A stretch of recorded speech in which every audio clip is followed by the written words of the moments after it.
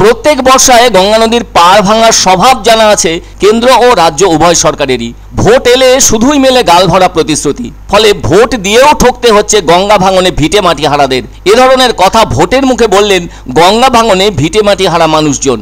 ভোটের সময় হলে ঝুড়ি ঝুড়ি গালভরা প্রতিশ্রুতি শুনতে শুনতে তারাও ক্লান্ত।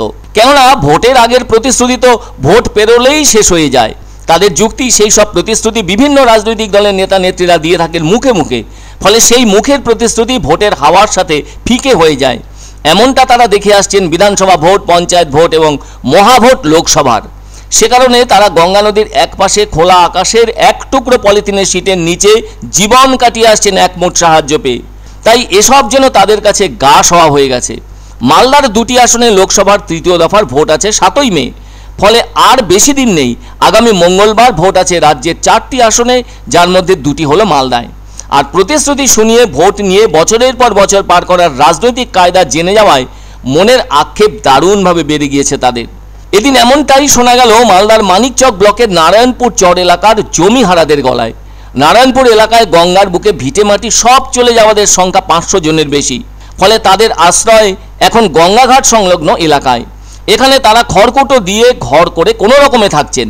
কেউ বা খোলা আকাশের নিচে রোদ বৃষ্টি থেকে বাঁচার জন্য সম্বল বলতে একটা পলিথিন শীট মাথার উপর রেখেছেন।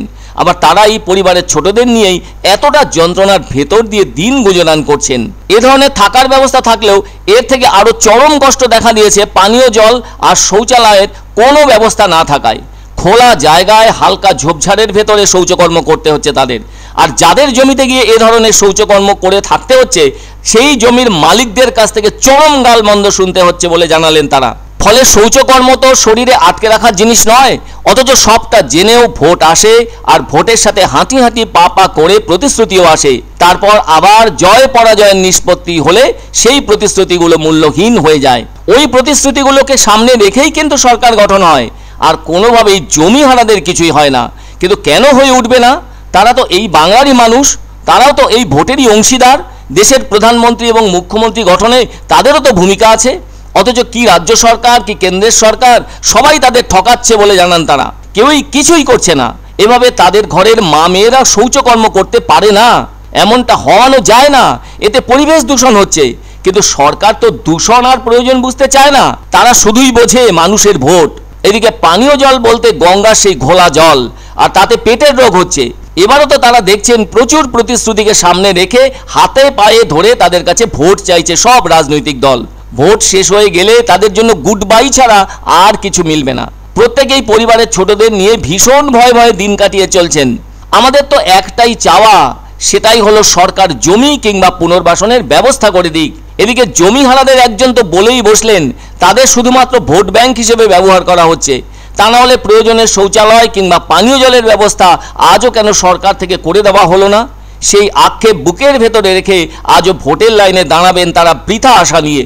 সত্য সেলুকাস, কি বিচিত্র এই দেশ, কেউ কথা রাখে না। কি সমস্যা আছে? চোর থেকে আসলাম, 3 বছর থেকে এখানে নদী ধরে আছি, বাচ্চা কাচ্চা নিয়ে, বৃষ্টি পড়ছে, থাকা যাচ্ছে না, নদী ধরে থাকছি।